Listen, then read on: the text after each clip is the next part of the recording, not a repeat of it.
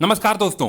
इस वीडियो में मैं आपको हिंदी साहित्य से संबंधित इन विभिन्न परीक्षाओं में जैसे कि यूपी ट्रिपल एससी, लेखपाल, VDO, TET, CTET, UPSI, constable और बीएड की परीक्षा में जो प्रश्न बार बार पूछे जाते हैं उन सभी प्रश्नों की मैंने शॉर्ट लिस्टिंग की है, जिसमें कुल 120 प्रश्न आते हैं जो परीक्षा में बार बार पूछे गए हैं। और अपने कुल 4 प्रैक्टिस सेट के माध्यम से मैं आपको इन सभी 120 प्रश्नों को हल कराऊंगा। पीछे प्रैक्टिस 1 में हम लोगों ने 30 प्रश्नों को पूरी व्याख्या सहित हल किए हैं। ये प्रैक्टिस 2 है, यहां भी मैं आपको 30 प्रश्नों को पूरी व्याख्या के साथ हल कराऊंगा। तो चलिए शुरू करते हैं। सबसे पहला प्रश्न है, यानी कि 31वां प्रश्न है, मुंशी प्रेमचंद्र का जन्म कहां हुआ था? तो इसका जवाब होगा वाराणसी के लम्ही गांव में। आपको पता होगा कि मुंशी प्रेमचंद्र जी ने बहुत सारी रचनाएं की हैं, जिसमें गोदान, गबन, कर्मभूमि, रंगभूमि, सेवा सदन, बहुत सारी इनकी रचनाएं प्रसिद्ध है। यहां पे आपको एक प्रश्न का जवाब देना है कमेंट बॉक्स में कि मुंशी प्रेमचंद्र जी का वे कौन सी रचना है जो कि अधूरी रह गई थी। आगे 32वां सवाल है, पद्मावत महाकाव्य कौन सी भाषा में लिखा गया है? तो इसका जवाब है पद्मावत महाकाव्य जो है ये अवधी भाषा में लिखा गया है और ये पद्मावत मलिक मोहम्मद जैसी जी का है, जिनका जन्म रायबरेली यूपी में हुआ था। आगे 33वां सवाल है, तुलसी कृत रामचरितमानस में कौन सी भाषा का प्रयोग किया गया है? तो इसका जवाब होगा अवधी भाषा का, यानी कि रामचरितमानस जो है वो अवधी भाषा में लिखा गया है। इसके बाद है 34वां प्रश्न है, बीसल देव रासो किसकी रचना है? तो बीसल देव रासो नरपति नाले की है और यह जो रचना है यह एक प्रेम कथा है। और मैंने आपको अपने हिंदी साहित्य वाले वीडियो में काफ़ी अच्छे से समझाया है कि यह एक पश्चिमी राजस्थान की सुप्रसिद्ध रचना है और एक प्रेम कथा है बीसल देव रासो की। इसके बाद 35वां प्रश्न है, हिंदी का पहला काव्य नाटक कौन सा है? तो इसका जवाब है एक घूंट, जो कि जयशंकर प्रसाद जी का है। आगे 36वां प्रश्न है, मीराबाई ने किस भाव से कृष्ण की उपासना की है? तो इसका जवाब होगा मीराबाई ने माधुर्य भाव से कृष्ण की उपासना की है। 37वां प्रश्न है, रामचरितमानस का प्रधान रस कौन सा है? तो इसका जवाब है रामचरितमानस का जो प्रधान रस है वो है शांत रस। अगर आप लोग एक और प्रश्न का जवाब दे सकें तो कमेंट बॉक्स में कीजिएगा कि रामायण जो है वो किस भाषा में लिखी गई है और रामायण के रचयिता कौन है। आगे जो प्रश्न है वो है 38वां प्रश्न है, सबसे पहले अपनी आत्मकथा हिंदी में किसने लिखी थी? तो इसका जवाब होगा डॉक्टर राजेंद्र प्रसाद। डॉक्टर राजेंद्र प्रसाद ने सबसे पहले अपनी आत्मकथा हिंदी में लिखी थी। इसके बाद 39वां प्रश्न है, हिंदी कविता का पहला महाकाव्य कौन सा है? इसका जवाब होगा हिंदी कविता का पहला महाकाव्य है पृथ्वीराज रासो। आपको पता होगा कि ये आदिकाल का महान आदिकाल का और हिंदी का पहला महाकाव्य है और इसके जो रचयिता हैं वो कौन हैं? वो हैं चंद्रबरदाई, जो कि पृथ्वीराज चौहान के दरबारी कवि थे और ये आदिकाल के सर्वश्रेष्ठ कवि रहे हैं चंद्रबरदाई जी। इसके बाद 40वां सवाल है, रहीम का जन्म कहाँ हुआ था? तो रहीम का जन्म लाहौर में हुआ था, जो आज के पाकिस्तान में है। इसके बाद 41वां सवाल है, हिंदी का पहला समाचार पत्र कौन सा है? तो हिंदी का पहला समाचार पत्र है उदंत मार्तंड।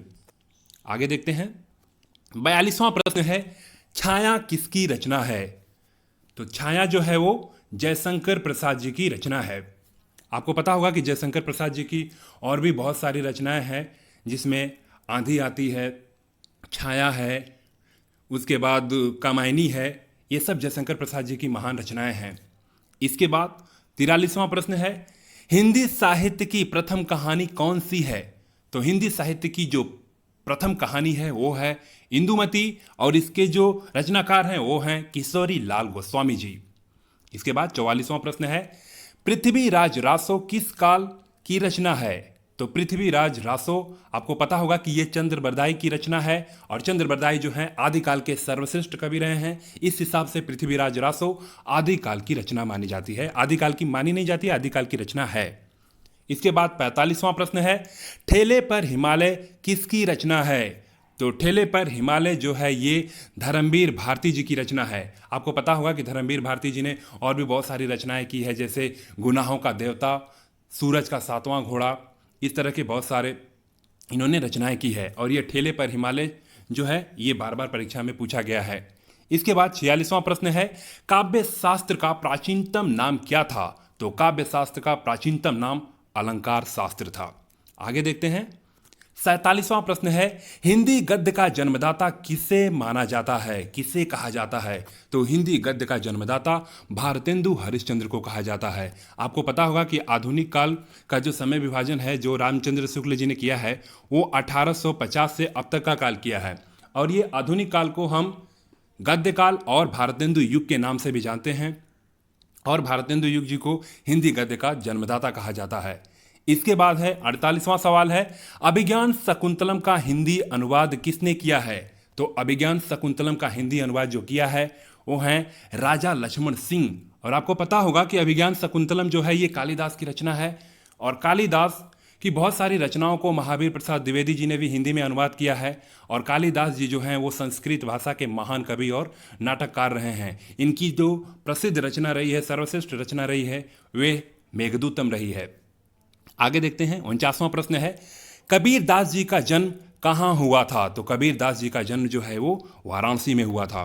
50वां प्रश्न है, सुमित्रा नंदन पंत को किस रचना के लिए ज्ञानपीठ पुरस्कार से सम्मानित किया गया था?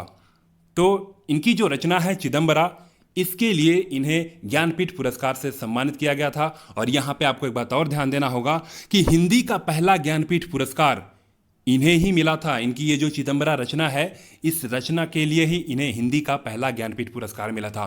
देखिए यहाँ पे आप देख सकते हैं कि वही सारे प्रश्न हैं जो बार बार परीक्षा में पूछे जाते हैं, और बस थोड़ी सी कन्फ्यूजन के कारण हम प्रैक्टिस नहीं करते हैं। इसके वजह से कन्फ्यूजन के कारण हम परीक्षा में इन आसान से प्रश्नों का जवाब नहीं दे पाते हैं। देखिए मैंने 3 वीडियो में हिंदी साहित्य से संबंधित जितनी भी इंफॉर्मेशन है आपको सिमट कर देने की कोशिश की है, और यहाँ पे भी जो मैं प्रैक्टिस सेट के माध्यम से आपको प्रश्नों को हल करा रहा हूँ पूरी व्याख्या के साथ, आप इन प्रश्नों को एक नोट्स बना लीजिए, उन प्रश्नों को आप लिख लीजिए, बार बार इन प्रश्नों का प्रैक्टिस करिए, इसे हल करिए, वीडियो को देखिए, सुनिए। इस तरह से चीज़ें आपको बिल्कुल क्लियर हो जाएगी, बिल्कुल स्पष्ट हो जाएगा, और आप परीक्षा में काफ़ी आसानी से इन प्रश्नों का जवाब आप दे लेंगे। चलिए आगे देखते हैं। आगे है 51वां प्रश्न है, और वो है मलिक मोहम्मद जैसी का जन्म कहाँ हुआ था? तो मलिक मोहम्मद जैसी का जन्म जो है वो रायबरेली उत्तर प्रदेश में हुआ था। और आपको पता है कि मलिक मोहम्मद जैसी जो है एक सूफी परंपरा के कवि रहे हैं, और इनकी जो रचना है वो पद्मावत एक महाकाव्य थी। इस बात को भी आप लोग ध्यान रखिएगा। इसके बाद 52वां प्रश्न है, पद्य साहित्य को कुल कितने भागों में बांटा गया है? तो पद्य साहित्य को कुल 15 भागों में बांटा गया है। इसके बाद 53वां सवाल है, सेवा सदन किसकी रचना है? तो सेवा सदन जो है वो मुंशी प्रेमचंद्र जी की रचना है। और मैंने आपसे पूछा है ना कि मुंशी प्रेमचंद्र जी का वे कौन सी रचना है जो अधूरी रह गई थी? इस सवाल का जवाब आप लोग कमेंट बॉक्स में जरूर दीजिएगा। आगे देखते हैं 54वां प्रश्न है, नाट्य शास्त्रकारों द्वारा अमान्य रस कौन सा है? नाट्य शास्त्रकारों ने अमान्य रस किसे माना है? तो इसका जवाब है बीभत्स रस, यानी कि बीभत्स रस को नाट्य शास्त्रकारों ने अमान्य रस के रूप में स्वीकार किया है। आगे देखते हैं 55वां प्रश्न है, तुलसीदास जी का जन्म कहाँ हुआ था? तो तुलसीदास जी का जो जन्म है वो कासगंज उत्तर प्रदेश में हुआ था। कासगंज में उत्तर प्रदेश में। इसके बाद 56वां प्रश्न है, हिंदी में काव्य शास्त्र के प्रथम आचार्य कौन हैं? तो हिंदी में काव्य शास्त्र के प्रथम आचार्य हैं केशव दास जी। 57वां प्रश्न है, आंसू किसकी रचना है? तो आंसू जो रचना है वो जयशंकर प्रसाद जी की है। इसके बाद 58वां जो प्रश्न है वो है, कुकुरमुत्ता किसकी रचना है?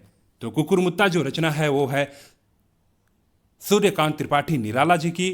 और इनकी बहुत सारी रचनाएं हैं जिसमें आप देखेंगे कि परिमल है, अनामिका है, गीतिका है, गीतकुंज है, कुकुरमुत्ता है, बहुत सारे इन्होंने उपन्यास लिखा है, अलका, अप्सरा, बहुत सारी है। इनकी जो कहानी है उसमें लीली है, चतुरी चमार है, सखी है, ये सब के सब ये सब के सब सूर्यकांत त्रिपाठी निराला जी की है। इस बात को भी आप लोग जरा ध्यान रखिएगा। इसके बाद 59वां प्रश्न है, सूरदास के काव्य किस भाषा में हैं? तो सूरदास के जो काव्य हैं वे ब्रज भाषा में हैं। और आपको पता होगा कि सूरदास जी जो हैं वो ब्रज भाषा के सर्वश्रेष्ठ कवि माने जाते हैं और सूरदास वात्सल्य रस के जनक भी माने जाते हैं। और 60वां और इस वीडियो का अंतिम प्रश्न है, हिंदी शब्द की उत्पत्ति कहाँ से हुई है? तो हिंदी शब्द की जो उत्पत्ति हुई है वो सिंधु से हुई है। इस तरह से इस वीडियो में बस इतना ही। वीडियो अच्छा लगे तो प्लीज़ मेरे चैनल को सब्सक्राइब करिएगा और वीडियो को ज़्यादा से ज़्यादा लाइक और शेयर करिएगा। तब तक के लिए धन्यवाद। जय हिंद।